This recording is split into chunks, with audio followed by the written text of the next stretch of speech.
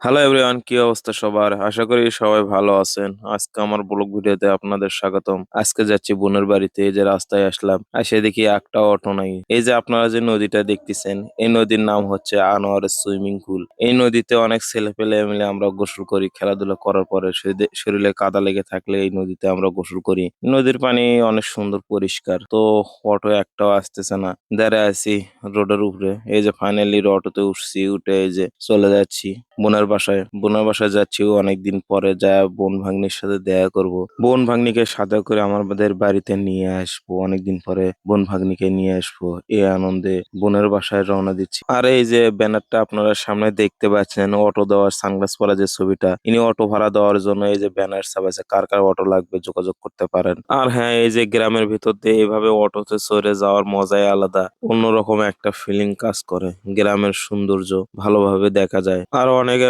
ভাই আর আপুরা আছে যারা গ্রাম পছন্দ করে না, সে সমস্ত ভাইদের উদ্দেশ্যে একটা কথাই বলবো, ভাই গ্রামে এসে দেখেন যে গ্রামের পরিবেশটা কি রকম। গ্রামের পরিবেশটা অনেক সুন্দর, সৌন্দর্য, সবুজ ঘাস গাছপালা, সুন্দর জমি ক্ষেত দেখা যায় গ্রাম অঞ্চলে আসলে। গ্রামের মজা তো গ্রামের মজা কি আর শহরের ছেলেরা বুঝবে যে গ্রামে কত মজা।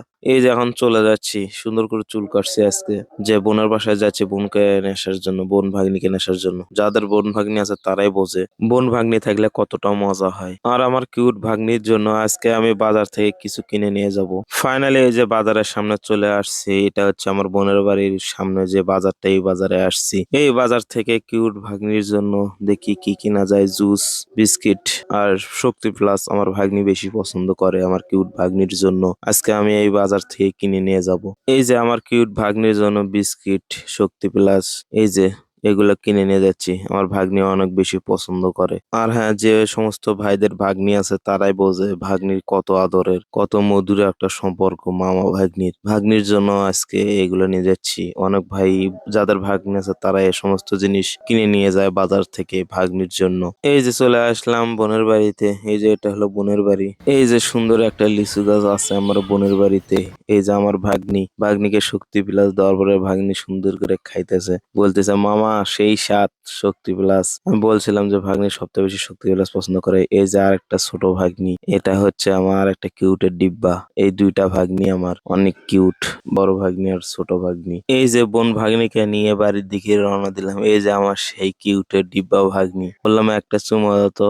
ও আমার ভাগ্নি অনেক সুন্দর করে আমাকে একটা চুমা দিল। যদি ভিডিওটা ভালো লাগে লাইক কমেন্ট করবেন। পরবর্তী ব্লগ ভিডিওর সাথে আবার দেখা হবে ইনশাল্লাহ।